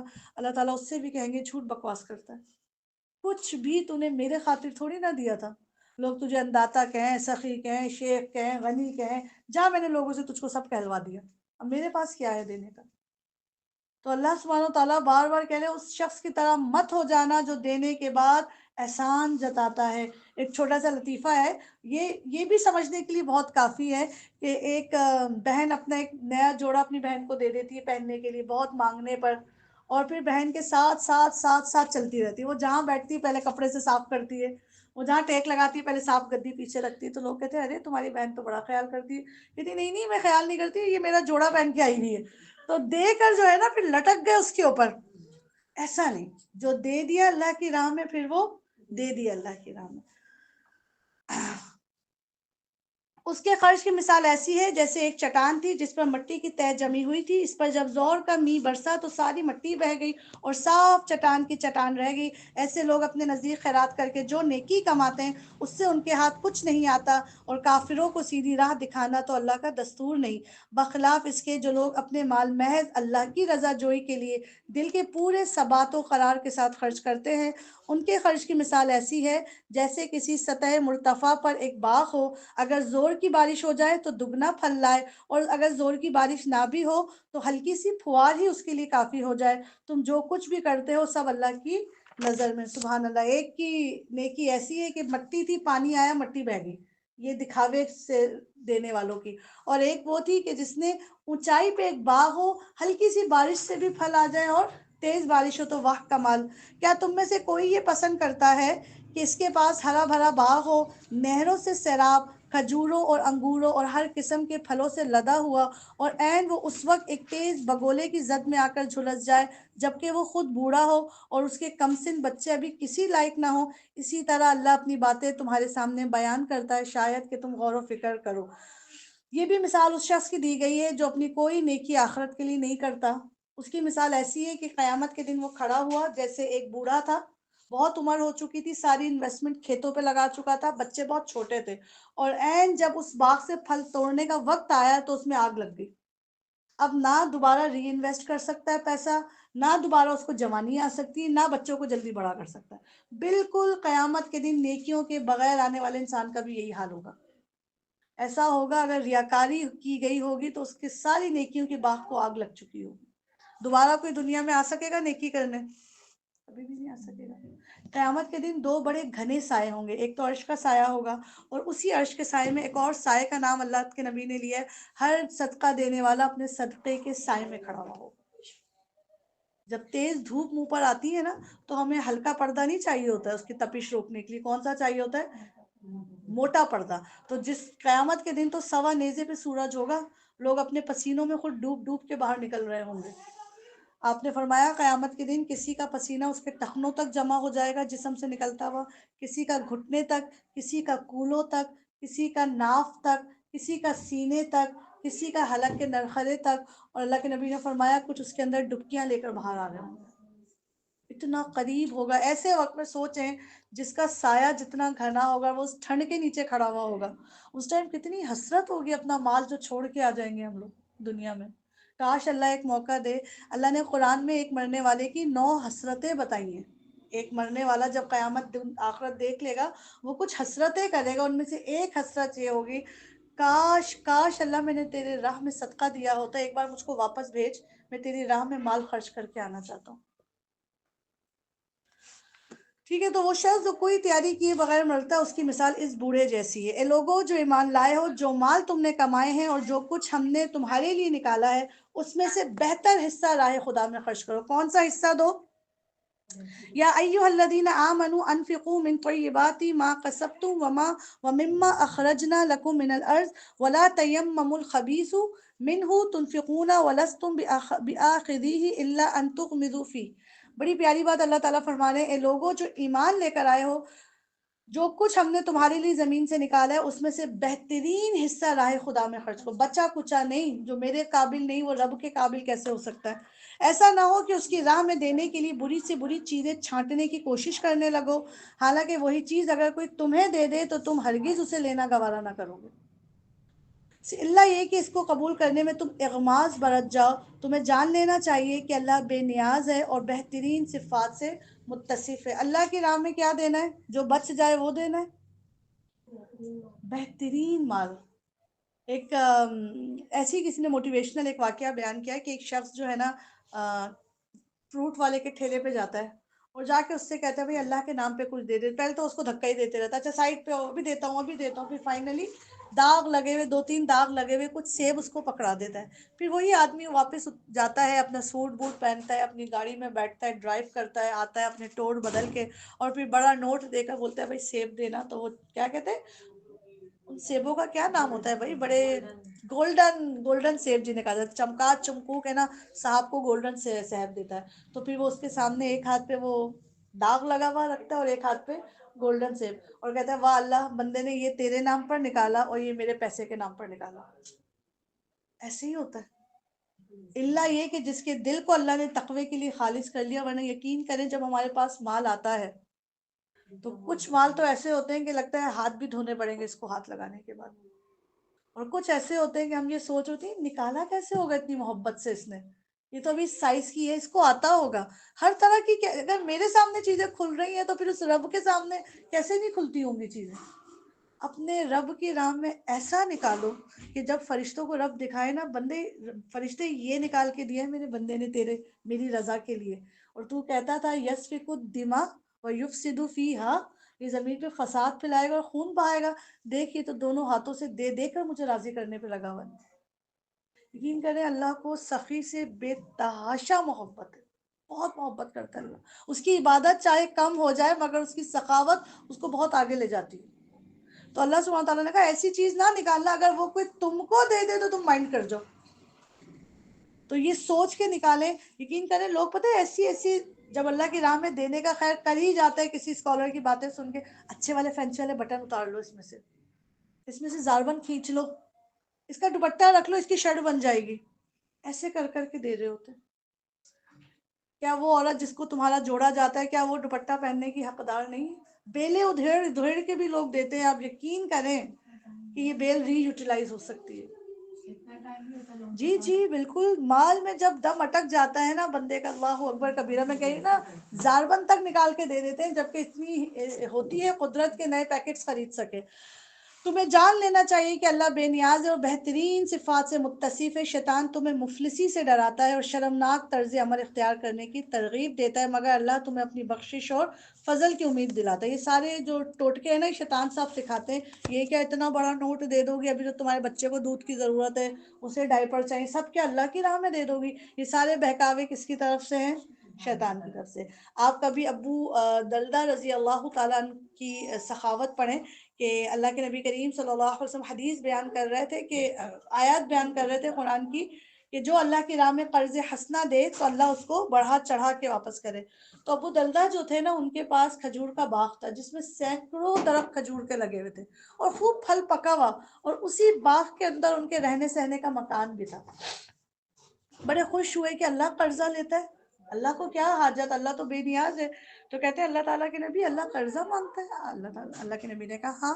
تو کہنے لگے پھر ابو دلدہ نے اپنا باغ جو ہے نا وہ اللہ کی راہ میں دے دیا، اور وہاں سے محفل سے یوں اٹھے کہ جو چیز رب کی راستے میں دے دی اس پہ میرا اختیار تو نہیں ہے نا، اور اپنے باغ کی باؤنڈری میں نہیں داخل ہوئے. باہر سے آواز لگائی اے ام دلدہ جلدی سے بیٹے کو لے کر باہر آ کہ یہ باغ اور اس میں موجود میرا آشیانہ میں اپنے رب کی راہ میں دے کر آ گیا. اور اندر سے عورت کیسی نکلی؟ ایمان سے گندی ہوئی، اپنے میاں کو مبارک بادیاں دیتی ہوئی آئی کہ مبارک ہو ابو دلدہ، کیا بہترین تجارت کر کے گھر آئے ہو. یہ نہیں کہ پہلے اپنا گھر دیکھ لوں، دوسرا باغ خرید لوں پھر کچھ نکالوں گا. نہیں، جس وقت جو آیات اترتی تھی نا یہ دے دوں شاید رب اس سے راضی ہو جائے. یہ تبھی تو میں کہتی ہوں صحابہ نے دنیا میں پراپرٹیز نہیں بنائی، ان کو کہاں کی ویلیو پتہ لگ چکی تھی؟ جنتوں کی ویلیو. تو اللہ سبحانہ تعالیٰ کہہ رہے شیطان ہے جو تم کو ڈراتا ہے، مگر اللہ تمہیں اپنی بخشش اور فضل کی امید دلاتا ہے. اللہ بڑا فراخ دست اور دانا ہے، جس کو چاہتا ہے حکمت عطا کرتا ہے، اور جس کو حکمت ملی اسے حقیقت میں بڑی ہی دولت مل گئی. وَمَن يُؤْتَ الْحِكْمَةَ فَقَدْ أُوتِيَ خَيْرًا كَثِيرًا. اللہ تعالیٰ سے مانگا کرے اللہم انا نسألک الحکمہ. حکمت کسی کو مل گئی نا، حکمت کہتے ہیں دانائی کو. لوگوں کو علم مل جاتا ہے لیکن حکمت نہیں ملتی. یہ میرا تو خیر بہت ہی کم ایکسپیرینس ہے قرآن کے ساتھ. اللہ تعالیٰ سے میں بھی دعائیں مانگتی ہوں اللہ مجھے حکمت کی تعلیم دے دیجیے. علم مل جانا بڑی بات نہیں ہے، حکمت کے ساتھ علم کا مل جانا بہت بڑی بات ہے. ورنہ انہی کرسیوں پہ بیٹھ کے بہت سے لوگ ایسی جلی کسیلی کٹیلی باتیں کرتے کہ ایک دفعہ لوگ قرآن میں آتے ہیں دوسری دفعہ آتے ہی نہیں، پرسنل ہٹنگ شروع کر دیتے. ایسے ماں باپ ڈانٹ ڈانٹ کے نمازیں پڑھاتے ہیں کہ بچے کا اللہ پہ سے ایمان ہی غائب ہو جاتا ہے. حکمت بہت بڑی چیز ہے. اللہ کے نبی نے کہا جس کو حکمت مل گئی اسے تو دولت مل گئی. حکمت سے قرآن پڑھانے والوں کے گرد ایسا رش ہوتا ہے جیسے چاند کے گرد تارے سمٹ کے کھڑے ہو جاتے ہیں. ٹھنڈے انداز میں سکھانا. رسول اللہ صلی اللہ علیہ وسلم حکمت سے دین سکھاتے تھے. کسی بدو سے بات کرتے تو اس کے لیول پہ آ کے دین سکھاتے، کسی بڑے ایمبیسیڈر سے بات کرتے تو پھر اس کے لیول پہ آ کے دین سکھاتے. دس از حکمت. حکمت کی ایک چھوٹی سی میں آپ کو مثال دوں کہ آپ کے پاس علم آ جائے. میں نے پہلے تو ڈرا کر کے بھی دکھایا تھا ایک جگہ. علم پانی جیسا ہے اور حکمت کٹورے جیسا ہے. پانی ہو مگر کٹورا نہ ہو تو کہاں اسٹور کریں گے پانی، ضائع ہو جائے گا پانی. تو حکمت اور جتنا بڑا کٹورا ہوتا ہے اتنا پانی سٹور ہوتا ہے. تو اللہ سے مانگے اللہ مجھے حکمت دے، دانائی، عقل مندی کے ساتھ دین کی بات کرنے والا بنا دیجیے. تم نے جو بھی کچھ خرچ کیا ہو اور جو نظر بھی مانی ہو، اللہ اس کو اس کا علم ہے، اور ظالموں کا کوئی مددگار نہیں. یا نظر کا ذکر آیا، یہ آگے بھی آئے گا، وہاں میں انشاءاللہ تعالی نظر کے بارے میں ڈیٹیل سے بات کروں گی. نظر ہوتا کیا ہے، نظر ماننا کسے کہتے ہیں. اگر اپنے صدقات اعلانیہ طور پہ دو تو یہ بھی اچھا ہے، لیکن اگر چھپا کر حاجت مندوں کو دو تو یہ تمہارے حق میں زیادہ بہتر ہے. تمہاری بہت سی برائیاں اس طرز عمل سے محو ہو جاتی ہیں، اور جو کچھ تم کرتے ہو اللہ کو بہرحال اس کی خبر ہے. اگر کسی نے اعلانیہ دکھاوے کی نیت سے صدقہ دیا، رسول اللہ نے فرمایا فقط اشرکتا، اس نے شرک کیا. اللہ کے نبی نے فرمایا جس نے دکھاوے کی نماز پڑھی اس نے شرک کیا، جس نے دکھاوے کا روزہ رکھا اس نے شرک کیا، جس نے دکھاوے کا صدقہ کیا، حج کیا، عمرہ کیا، اس نے عبادت نہیں کی، اس نے کیا کیا، شرک کیا. اور اسے کہا جاتا ہے شرک خفی. رسول اللہ نے فرمایا مجھے اپنی امت سے شرک جلی کا خوف نہیں ہے، شرک اکبر کا خوف نہیں ہے، مجھے اپنی امت سے ڈر ہے کہ میری امت شرک خفی میں پڑ جائے گی. تو صحابہ نے کہا اللہ کے نبی شرک خفی کیا ہوتا ہے؟ اللہ کے نبی نے کہا نیکی کرے گی مگر دنیا دکھاوے کے لیے. اور آپ نے کہا کہ شرک خفی اتنی خاموشی سے دلوں میں داخل ہوتا ہے جیسے کالی رات میں کالے پہاڑ پہ کالی چیونٹی جو رستہ بناتی ہے، پتہ بھی نہیں لگتا. دیتے وقت نیت یہ ہوتی ہے کہ اللہ کے لیے دے رہے، اور کب آ کے بیچ میں شیطان آتا ہے اور پوری نیت ہی ہماری اچک کے لے جاتا ہے. ہم بولتے ہیں واہ ہم نے اتنی نیکی کی، کسی نے ہماری تعریف بھی نہیں کی، ہم نے تو ان کا سارا خرچہ اٹھا لیا. مجال ہے تو شادی کے آخر میں ایک جوڑا ہی ہم کو دے دیتی ہیں بھابھی. یہ فوراً ہماری نیت کیا ہو گئی، شفٹ ہو جاتی. مستقل اپنی نیت کی ٹریٹمنٹ کرتی رہا کریں، بارہا نیکی کرتے ہوئے کہ میں قرآن سے جڑی ہوں تو میں کسی پہ اپنا روب جھاڑنے کے لیے نہیں جڑی، میں گنوانے کے لیے نہیں جڑی کہ مجھے اتنے سنتے اور اتنے سنتے ہیں. ورنہ سب سے مشکل یہ ہے کہ انسان اپنی نیت بچا کے سنبھال کے رکھے. ٹھیک ہے جی. اے نبی صلی اللہ علیہ وآلہ وسلم، لوگوں کو ہدایت بخش دینے کی ذمہ داری تم پر نہیں، ہدایت تو اللہ جسے چاہتا ہے عطا فرماتا ہے. سبحان اللہ لا قوت لیس علیک ہداہم ولکن اللہ یہدی من یشاء. اس آیت کو سن کے نا حضرت بلال بہت مسکرائے تھے کہ اللہ کے نبی نے جب کہا کہ ہدایت بخشنے کی ذمہ داری رسول اللہ پر نہیں ہے بلکہ کس کے ہاتھ میں ہے. تو اللہ کے نبی نے پوچھا کیا ہوا بلال؟ تو کہنے لگے کتنا مزہ ہے، ہدایت کس کے اختیار میں؟ اللہ کے اختیار میں. اے نبی اگر آپ کے بھی ہاتھ میں ہوتی نا تو آپ اپنے پہلے بنو ہاشم والوں کو، اپنے گھر والوں کو، اپنے گھرانے والوں کو، اپنے مکے والوں کو بانٹتے. پتہ نہیں حبشی غلام کالے بلال کا نمبر آتا بھی یا نہیں. تو اتنا خوش ہو رہے تھے کہ ہدایت کس کے ذمے ہے، اور اللہ کی تو پھر ساری مخلوق ہے. اور ہدایت ایک ایسی خوبصورت نعمت ہے، اور یہ کیا ہے، یہ رمضان ہدایت کا ہی مہینہ ہے نا. اس میں جتنا ہو سکے، اور ہدایت آپ کے گھر آ کے آپ کو ایسے گود میں گری ہوئی نہیں نظر آئے گی. اس کو ڈھونڈنا پڑے گا، نکلنا پڑے گا، بھاگنا پڑے گا. اور ہدایت مانگے بغیر ملتی بھی نہیں، جب تک طلب نہیں ہوتی تب تک ہدایت دروازے پہ نہیں آتی. تو حضرت بلال تو اتنا ایکسائٹیڈ ہوئے کہ شکر ہے ہدایت کس کے ہاتھ میں ہے، اللہ سبحانہ تعالیٰ کے ہاتھ میں. اور راہ خیر میں جو مال تم خرچ کرتے ہو وہ تمہارے اپنے لیے بھلا ہے، آخر تم اسی لیے تو خرچ کرتے ہو کہ اللہ کی رضا حاصل ہو. تو جو کچھ مال تم راہ خدا میں خرچ کرو گے اس کا پورا پورا اجر تمہیں دیا جائے گا، اور تمہاری حق تلفی ہرگز نہ ہوگی. خاص طور پر مدد کے مستحق وہ تنگ 10 لوگ ہیں. اس آیت کو انڈر لائن کر لیں، ابھی رمضان کا مہینہ ماشاءاللہ چل رہا ہے. جب اپنا مال نکالیں، ایک تو ریکویسٹ ہے میری تمام خواتین سے جو آن لائن سن رہی ہیں یا جو ساتھ بیٹھی ہوئی ہیں، ہر مال پہ نا صدقے کا لیبل لگا کے مت نکالیں. یہ بات میں نے پہلے بھی کہی تھی، کہیں اللہ میں صدقے دل سے نکالتی ہوں، اور اللہ تعالیٰ تیرے بندوں میں سے پہنچا دے جس کا حق ہے اس کے اوپر. اور پھر آپ یقین کریں ہم جیسوں کے لیے بھی آسانی ہو جاتی ہے پہنچانے میں. ورنہ صدقے کے لیے اگلے کی محتاجی، اس کی مفلسی کو ڈائگنوز کرنا. ٹھیک ہے زکوٰۃ کی تو ایک اسٹیمیٹڈ اماؤنٹ ہوتی ہے نا، لیکن جنرلی عام دنوں میں بھی نفلی جو مال آپ نکالتے ہیں صدقے دل کی نیت سے نکالتی رہیں. اللہ سبحانہ تعالیٰ نے کہا کہ جو لوگ حق رکھتے ہیں اس مال پہ وہ کون لوگ ہیں، کن لوگوں کی مدد کی جائے. وہ تنگ 10 لوگ ہیں جو اللہ کے کام میں ایسے گھر گئے ہیں کہ اپنے ذاتی کسب معاش کے لیے زمین میں کوئی دوڑ دھوپ نہیں کر سکتے، 24/7 اللہ کے غلام ہیں، وہ نکل کے نہیں جا سکتے کہ اچھی اچھی جابز کر لیں. تو ایسے لوگوں کی مدد کیجیے اپنے ارد گرد. جیسے اب تو خیر مجھے نہیں پتا مساجد کا کیا معاملات ہیں، لیکن آپ کو پتہ ہے کہ امام صاحب کو کیا سیلری ملتی ہوگی اگر کوئی واقعی مخلص امام صاحب ہے تو. ٹھیک ہے، تو آپ ان کے حق میں کوئی ایسا معاملہ کریں، اپنے ان کو کوئی راشن کا پیکٹ خود سے بھیج دیا، بجائے یہ جانے کہ صدقہ لگتا ہے یا نہیں، زکوٰۃ کے مستحق ہیں یا نہیں۔ یہ وہ لوگ ہیں جنہوں نے اپنے آپ کو مسجد کے لیے خاص کر دیا ہے، یہ نکل کے بائکیں نہیں چلا سکتے، رائڈس نہیں لے سکتے، کیونکہ یہ جہاں کہیں بھی ان کو ایگزیکٹ ٹائم پہ اذان دینے کے لیے واپس آنا ہے۔ بات سمجھ آ رہی ہے؟ تو جو تنگ دست لوگ ہیں، جو چاہ کے بھی بہت اچھی اچھی جابس نہیں کر سکتے، کیوں نہیں کر سکتے؟ انہوں نے کس کی جاب کر لی ہے؟ اللہ سبحانہ و تعالیٰ کی، وہاں اپوائنٹ ہو گیا۔ فجر کی نماز ٹائم سے دینا، ہم تو ان کی اذان پہ بھی نہیں اٹھتے اور وہ اپنے الارم پہ اٹھ کے مسجدوں کے دروازے کھول رہے ہوتے ہیں۔ تو ایسوں کا حق ادا کرنا، یہ ان میں اصحاب صفا کے چبوترے والوں کی طرف بھی اشارہ ہے۔ اصحاب صفا کے چبوترے پہ جو کچھ سینکڑوں صحابہ بیٹھا کرتے تھے، یہ وہ لوگ تھے جو ہلتے نہیں تھے وہاں سے کہ رسول اللہ منہ سے ابھی کوئی بات کہہ دیں گے اور ہم کو حدیث لکھنی ہوگی۔ تو وہ حضرت ابو ہریرہ تو کہیں نکلتے ہی نہیں تھے کہ میرے نبی کچھ کہہ دے اور میرے قلم سے چھوٹ جائے وہ بات۔ تو اپنی جاب بہت اچھی نہیں کر سکتے تھے، چاہتے تو وہ بھی کوئی اچھی تجارت کر سکتے۔ تو ایسے لوگوں کا آپ کے مال پر حق ہے، اپنے مال میں سے کچھ حصہ ایسے موٹیویٹیڈ، ایسے کنیکٹڈ لوگوں کا نکالیے جو اس سے اچھا کام کر کے اس سے زیادہ کما سکتے ہیں، مگر کیوں نہیں کر رہے کام؟ انہوں نے اپنے آپ کو کس کے لیے خالص کیا ہوا ہے؟ اللہ سبحانہ و تعالیٰ کے لیے۔ ان کی خودداری دیکھ کر ناواقف آدمی گمان کرتا ہے کہ یہ خوشحال ہیں، تم ان کے چہروں سے ان کی اندرونی حالت پہچان سکتے ہو، مگر وہ لوگ ایسے نہیں ہیں کہ لوگوں کے پیچھے پڑ کے کچھ مانگے۔ ان کی اعانت میں جو کچھ مال تم خرچ کرو گے وہ اللہ سے پوشیدہ نہیں رہے گا۔ ایسے لحاف بن کے نا لوگوں سے لپٹ نہیں جاتے۔ اس کا بہت پیارا ایک بیک گراؤنڈ ہے اس آیت کا، کہ ایک دفعہ حضرت ابو ہریرہ شدید بھوک میں تھے۔ اصحاب صفا کے چبوترے والوں کی نا ہم تصور بھی نہیں کر سکتے کیا ہمتیں ہوتی تھی۔ کھجور چوستے چوستے ان کی دن گزر جاتا تھا۔ ہم 2 گھنٹے کی کلاس کے بعد بھی کچھ پیٹ پوجا کا انتظام کر کے بیٹھے ہوئے ہوتے ہیں، ٹھیک ہے۔ تو ایک دن حضرت ابو ہریرہ کو شدید والی بھوک تھی، ایسی بھوک تھی، اکثر ابو ہریرہ اس بھوک میں چلے جاتے تھے، وہ گرتے تھے اور لوگ سمجھتے تھے ان کو مرگی ہوئی ہے، تو ان کے کالر پہ ہڈی پہ کچھ رکھتے تھے، کبھی کچھ سمجھ کے نا، جبکہ وہ کس چیز سے بے ہوش ہوتے تھے؟ بھوک کی شدت سے۔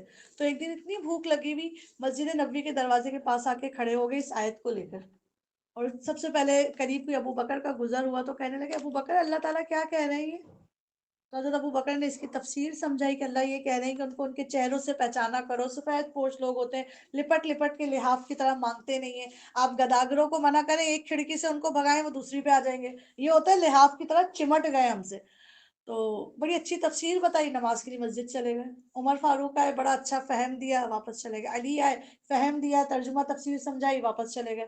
آپ صلی اللہ علیہ وآلہ وسلم آئے، جب حضرت ابو ہریرہ نے یہ آیت پڑھی کہ اللہ کے نبی اللہ کیا کہہ رہے ہیں، وہ تو رسول اللہ تھے، ایسے ابو ہریرہ کا ہاتھ پکڑا اور بھاگے اپنے گھر، کہ یہ اپنا نام تو نہیں کہنا چاہ رہا کہ میں بھوک سے کھڑا ہوں، یہ اس آیت کے ذریعے مجھ تک بات پہنچا رہا ہے۔ تو رسول اللہ صلی اللہ علیہ وسلم نے ایک دودھ کا پیالہ منگوایا اور کہا کہ اگر یہ حال ہریرہ کا ہے تو اصحاب صفا نے کیا کھایا ہوگا؟ آپ نے کہا ابو ہریرہ جاؤ اور سارے اصحاب صفا کے چبوترے والوں کو بلا کے لاؤ۔ اب ایک شخص سے سوچے ایک پیالہ یہ میرے ہی پیٹ بھر دے تو بہت ہے، اور رسول اللہ کیا کہہ رہے ہیں؟ سب کو بلا کے لاؤ۔ پھر وہ سب کو بلا کے لائے۔ رسول اللہ نے کہا ابو ہریرہ سب کو اس پیالے سے دودھ پلاؤ۔ ان کو ایسی قربانی سکھائی، ایثار سکھائے کہ اپنی بھوک پہ کس کو فوقیت دو؟ اپنے طالب علم کی فوقیت، دوسرے طالب علم کی۔ سب کو دودھ پلایا اور اس دودھ سے ایک قطرہ کم نہیں ہوا، یہاں تک کہ آخر میں جب ابو ہریرہ نے دودھ پیا تو رسول اللہ نے فرمایا ابو ہریرہ بس؟ تو کہنے لگے اللہ کے نبی بس۔ آپ نے کہا نہیں اور پیو ہمارے سامنے۔ ابو ہریرہ نے اور دودھ پیا، اللہ کے نبی نے کہا بس؟ کہنے لگے بس۔ آپ نے کہا نہیں اور پیو ابو ہریرہ۔ حضرت ابو ہریرہ کہتے ہیں اس دن میں نے اتنا دودھ پیا رسول اللہ کے اس پیالے سے کہ اگر میں ناخن بھی دبا دیتا تو اس میں سے دودھ پھٹ کے باہر آ جاتا۔ یہ تھی انکساری، لوگوں کو ان کے چہروں سے پہچانے، کبھی ان کی باتوں سے پہچانے، ٹھیک ہے۔ جو لوگ اپنے مال شب و روز اور کھلے اور چھپے اللہ کی راہ میں خرچ کرتے ہیں ان کا اجر ان کے رب کے پاس ہے، ان کے لیے کسی خوف اور کسی رنج کا موقع نہیں ہوگا۔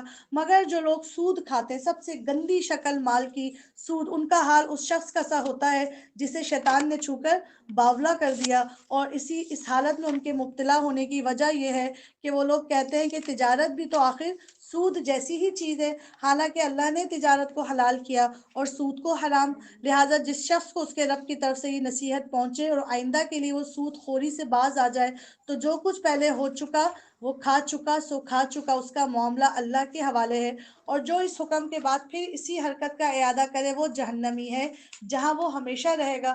اللہ سود کا مٹھ مار دیتا ہے اور صدقات کو نشو نما دیتا ہے، اور اللہ کسی ناشکر بدعمل انسان کو پسند نہیں کرتا۔ ہاں، جو لوگ ایمان لے آئیں اور نیک عمل کریں اور نماز قائم کریں اور زکوٰۃ دیں، ان کا اجر بے شک ان کے رب کے پاس ہے، ان کے لیے کسی خوف اور رنج کا کوئی موقع نہیں۔ سود بدترین گناہوں میں سے ایک گناہ ہے، یہ واحد وہ گناہ ہے جس کے بارے میں اللہ فرماتے ہیں کہ جو سود نہیں چھوڑتا تو پھر وہ اللہ اور اس کے رسول سے جنگ کے لیے تیار ہو جائے۔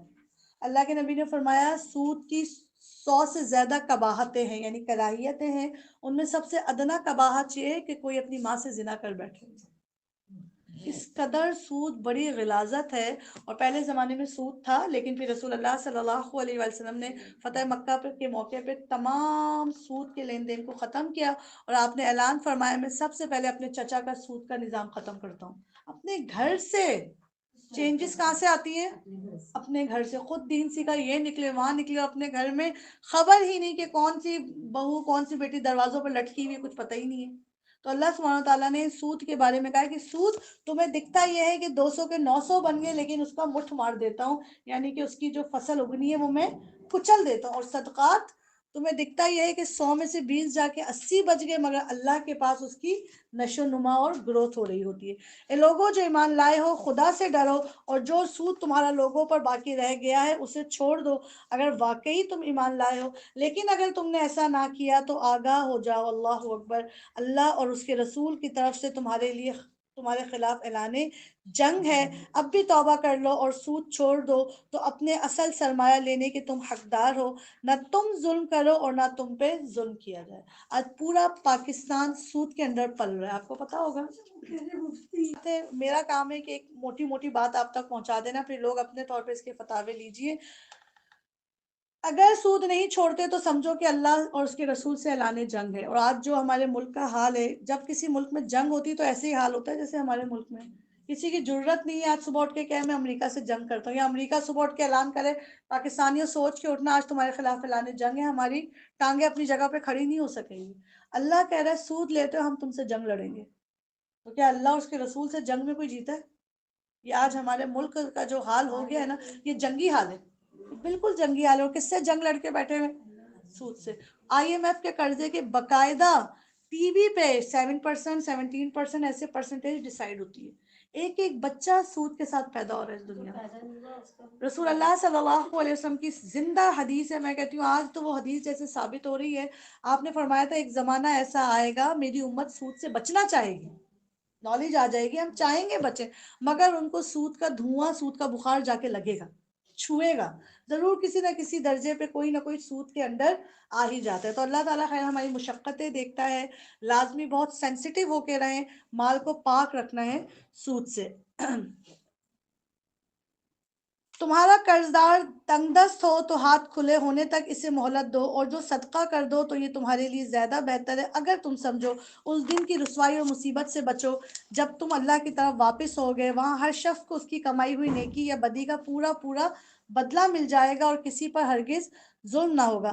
یہاں بھی ایک اور معاملہ بیان کر دیا اللہ تعالیٰ نے، قرض کے لین دین کا۔ آج تو مالی اتنا ذکر آ رہا ہے، انفاق اور زکوٰۃ اور سود اور قرض۔ اسلام میں ویسے تو قرض بہت زیادہ پسندیدہ نہیں ہے، مگر کچھ مقامات پہ ہم چاہ کر بھی قرض سے بچ نہیں پاتے، ٹھیک ہے؟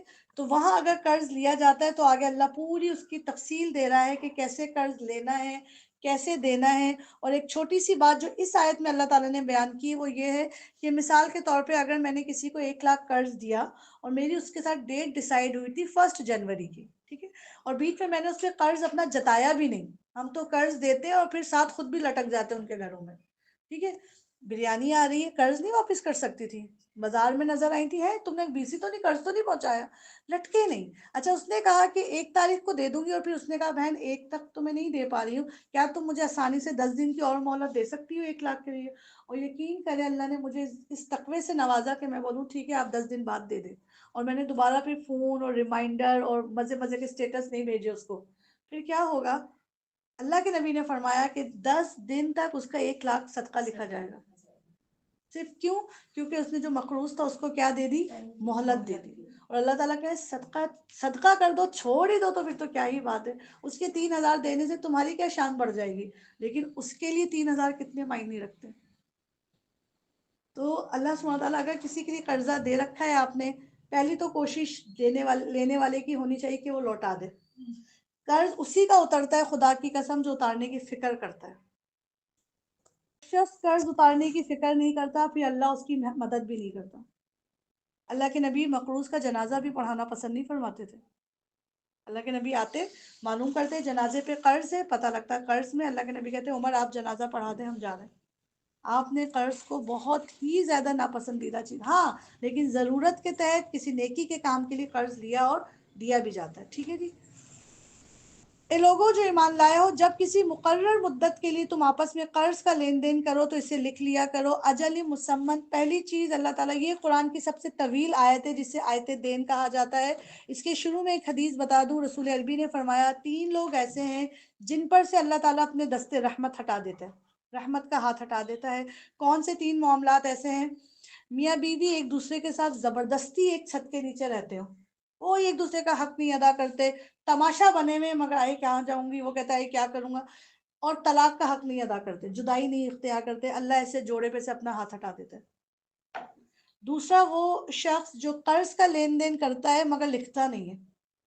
یہ جو اللہ نے پوری ترتیب دی ہے، یہ گواہ بٹھانا، املا کرنا، تاریخ کا تعین کرنا، اس کو لکھتا نہیں ہے، ایسے لین دین کے معاملے پہ اللہ کا ہاتھ ہٹ جاتا ہے. اور آپ دیکھیں گے لوگ کہتے ہیں بھائی سے کیا لکھت پڑت، اماں سے کیا لکھت پڑت، داماد سے کیا لکھت پڑت، پھر لگ پتہ جاتا ہے جب انہی رشتوں میں اس پرچی کی وجہ سے لڑائیاں ہو جاتی ہیں. اللہ جانتا ہے نا زیادہ بہتر کہ لکھو. ماں بیٹی میں بھی قرض کا لین دین ہو رہا ہے تو تعین کیا جائے، لکھا جائے، گواہ رکھے جائیں اس کے.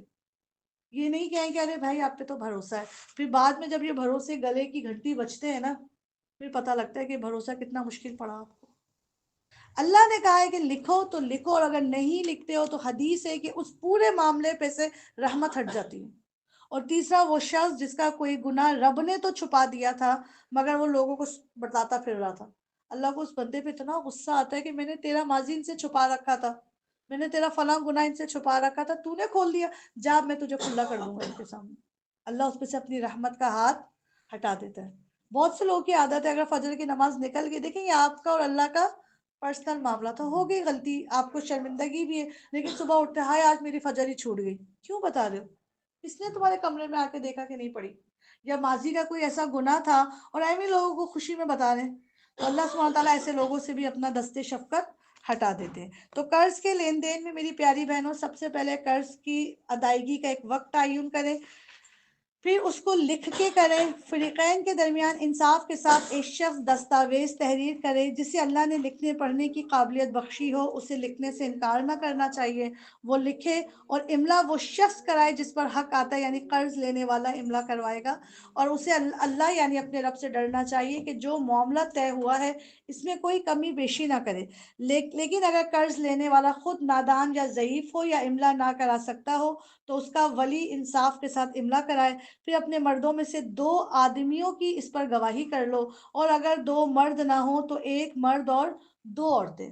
اسلام میں عورت 2 ہو تو 1 مرد کے برابر اس کی گواہی پہنچتی ہے. اور خود ہی ریزن بھی اللہ نے آگے دے دیا تاکہ ایک بھول جائے تو دوسری اسے یاد دلا دے. یہ حقیقت ہے، عورت کی خمین میں نسیان کچھ زیادہ ہی ہے. ہر بات پہ میں تو بھول گئی تھی.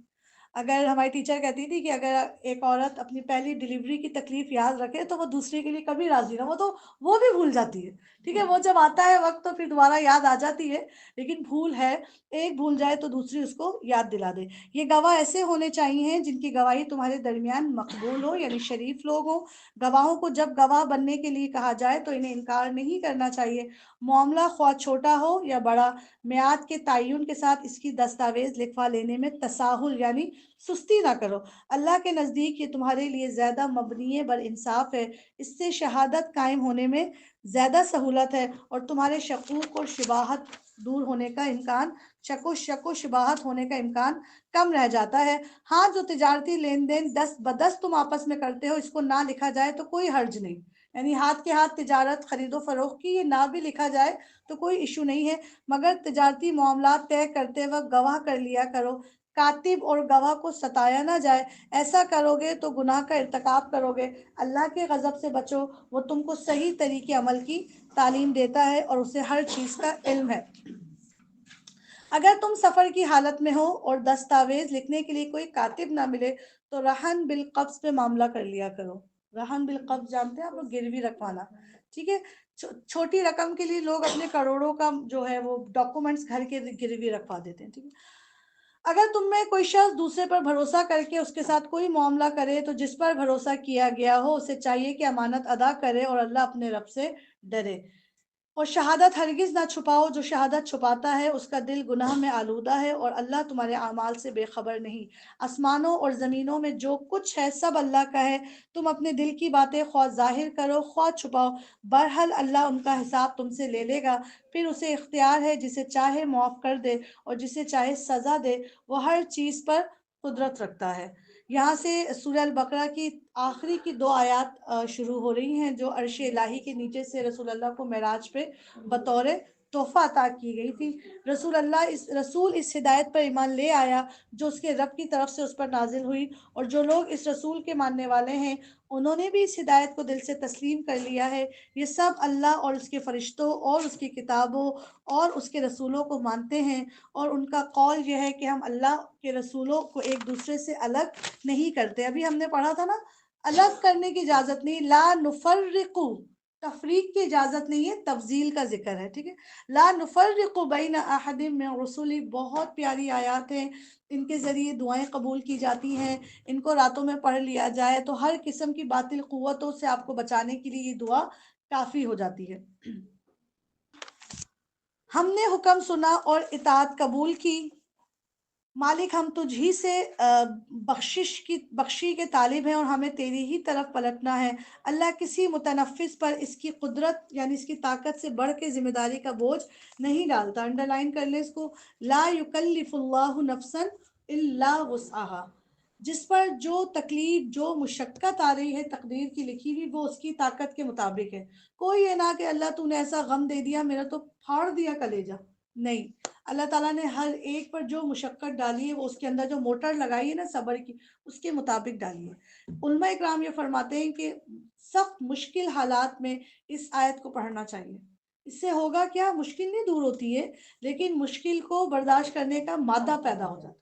لا یکلف اللہ نفسا الا وسعها، جو ہم مجھ پہ آیا اس کی طاقت بھی میرے پاس موجود ہے، بشرطے کہ میں اپنے آپ کو اس طرف ڈائریکٹ کر لوں۔ ہر شخص نے جو نیکی کمائی ہے اس کا پھل اسی کے لیے ہے اور جو بدی سمیٹی ہے اس کا وبال اسی پر ہے۔ اے ایمان لانے والو تم یوں دعا کیا کرو، ربنا لا تؤاخذنا ان نسینا او اخطأنا ربنا ولا تحمل علينا اصرا كما حملته على الذين من قبلنا ربنا ولا تحملنا ما لا طاقة لنا به واعف عنا واغفر لنا وارحمنا انت مولانا فانصرنا علی القوم الکافرین، آمین۔ بہت پیاری دعا ہے، بہت جامع دعا ہے۔ میں اللہ سے کیا مانگتی ہوں، عافیت مانگتی ہوں۔ عافیت کب ملتی ہے، جب میری گناہوں پہ مغفرت کا پردہ ڈل جاتا ہے۔ مغفرت کے پردے کے بعد کیا چیز میرے اعمال ناموں سے گناہوں کو دھو ڈالتی ہے، وہ اللہ کی رحمت ہے۔ جب اللہ کسی پہ مغفرت دیتا ہے نا، مغفرت فرماتا ہے، اس کے سیاہی موجود ہوتی ہے مگر اس پہ چادر ڈلی ہوئی ہوتی ہے، جیسے آپ کے بیڈ پہ نشان موجود ہو چائے کا اور آپ اس پہ کور بچھا دیں، دس از مغفرت۔ لیکن رحمت کہتے ہیں کہ نیچے سے داغ بھی مٹا دیا اللہ نے۔ تو اللہ تعالیٰ نے کیا کہا، مجھ سے مغفرت بھی مانگو اور کیا مانگو، ورحمنا، اور مجھ پہ اللہ رحمت بھی فرما دے، قیامت کے دن میں میرے برے اعمال کو نہ دیکھوں نہ وہ مجھے نظر آئے۔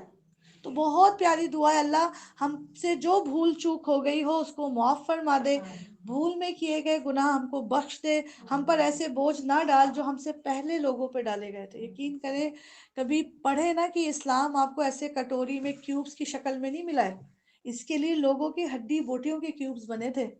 وہ دن یاد کریں جب رسول اللہ نے سیدنا حمزہ کی ڈیڈ باڈی رکھی ہوئی دیکھی تھی، آپ سیدھے نہیں کھڑے ہو پا رہے تھے اس دن۔ آپ صلی اللہ علیہ وآلہ وسلم جب نماز جنازہ پڑھا رہے تھے حضرت حمزہ کا، تو آپ کی آواز چاہ کے بھی نا اندر دب نہیں پا رہی تھی، کیونکہ آپ نے حضرت حمزہ کے گال کا، ان کے کان کا، ان کے جسم کے پرزوں کو ہار میں لپٹا دیکھا تھا. یہ جس شدت سے، جن تکلیفوں سے گزر کے اسلام ہم کو ملا ہے، اور قربان جائیں جو پہلے والے دے گئے قربانیاں. ہم پہ تو جب مشکل آتی ہے ہم چیزیں پرائیویٹائز کرنا شروع کر دیتے ہیں. اگر ایسا ایمان ہمیں نہ ملا ہوتا تو ہم تو پتہ نہیں شاید اپنا ایمان بھی بیچ بچا کے بیٹھے ہوئے ہوتے.